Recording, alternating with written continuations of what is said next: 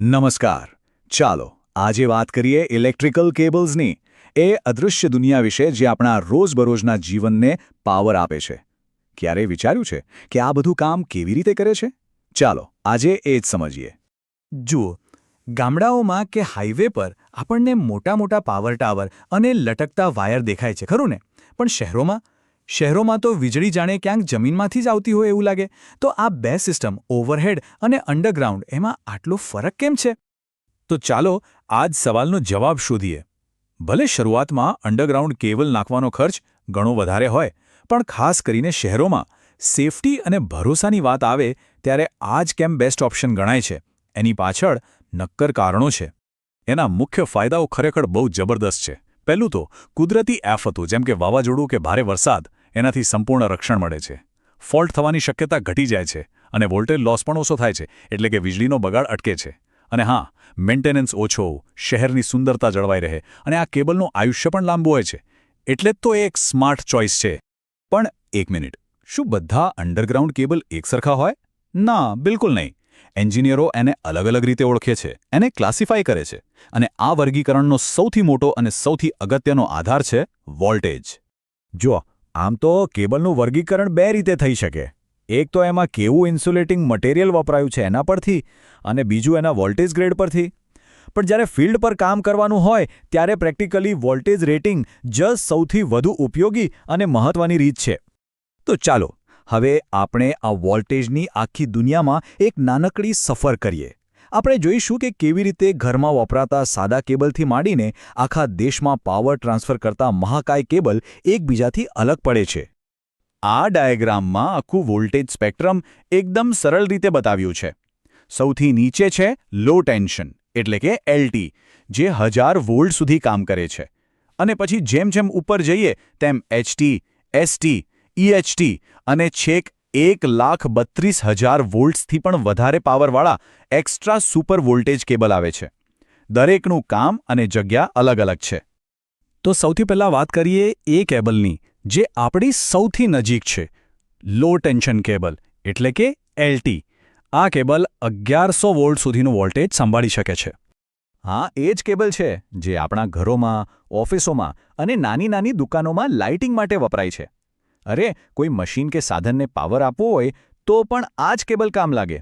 એની ઉપર જે પ્લાસ્ટિક જેવડું આવરણ હોય છે એને PVC ઇન્સ્યુલેશન કહેવાય, જે રોજબરોજના ઉપયોગ માટે એને એકદમ સેફ બનાવે છે. હવે એક સ્ટેપ ઉપર જઈએ.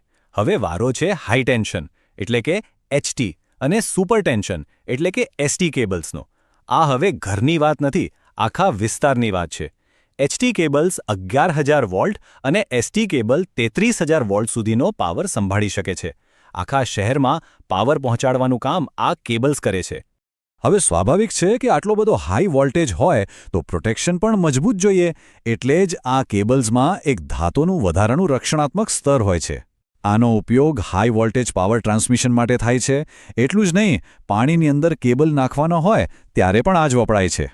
અને હવે આવે છે પાવર ટ્રાન્સમિશનનો અસલી workhorse, extra high tension EHT cable. આ કેબલ 33,000થી 66,000 વોલ્ટની જબરદસ્ત રેન્જમાં કામ કરે છે. જ્યારે ખૂબ જ મોટા પ્રમાણમાં વીજળીને એક શહેરમાંથી બીજા શહેરમાં કે લાંબા અંતર સુધી પહોંચાડવાની હોય ત્યારે આ કેબલ સિવાય કોઈ વિકલ્પ નથી. આટલા હાઈ વોલ્ટેજ માટે મટીરિયલ પણ એકદમ એડવાન્સ જોઈએ. EHT કેબલમાં XLPE નામનું ખાસ ઇન્સ્યુલેશન વપરાય છે. એટલું જ નહીં, અંદર જે ભયંકર ઇલેક્ટ્રિકલ સ્ટ્રેસ હોય એને સહન કરવા માટે લીડ અને કોપર જેવા મટીરિયલના મજબૂત પ્રોટેક્ટિવ લેયર પણ હોય છે. સારું, તો અત્યાર સુધી આપણે જે પણ જોયું એને એક નજરમાં સમજી લઈએ. આ ટેબલ બધું જ ક્લિયર કરી દેશે. જુઓ, LT કેબલ જે 1100 વોલ્ટ માટે છે, ત્યાંથી માંડીને EHT જે 66,000 વોલ્ટ સુધી જાય છે. દરેકના વોલ્ટેજ, ઇન્સ્યુલેશન અને ઉપયોગમાં કેટલો મોટો તફાવત છે એ સ્પષ્ટ દેખાય છે. આપણે આટલા બધા પ્રકારો તો જોઈ લીધા, પણ આ બધા પાછળ એક એવો મૂળભૂત સિદ્ધાંત કામ કરે છે જે દરેક કેબલની ડિઝાઇનનો પાયો છે. ચાલો એ એન્જિનિયરિંગના ગોલ્ડન રૂલને સમજીએ. તો સવાલ એ છે કે એવો કયો એક જ નિયમ છે જે કેબલની બનાવટને એની અંદરથી પસાર થતા પાવર સાથે સીધો જોડે છે? વિચારો જોઈએ. અને જવાબ એકદમ સીધો અને સરળ છે. નિયમ એ છે કે કેબલના ઇન્સ્યુલેશનની જાડાઈ હંમેશા એના વોલ્ટેજ પર આધાર રાખે છે. જેટલો વધારે વોલ્ટેજ એટલું જાડું ઇન્સ્યુલેશન. બસ આ જ છે એ સુવર્ણ નિયમ. આ એક જ લાઇન આખી કેબલ ડિઝાઇન અને ઇલેક્ટ્રિકલ સેફ્ટીનો પાયો છે.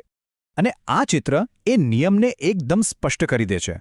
જુઓ, એક બાજુ 1000 વોલ્ટનો લો વોલ્ટેજ કેબલ છે જેનું ઇન્સ્યુલેશન કેટલું પાતળું છે, અને બીજી બાજુ 66000 વોલ્ટનો હાઈ વોલ્ટેજ કેબલ છે, એનું ઇન્સ્યુલેશન કેટલું જાડું અને મજબૂત છે.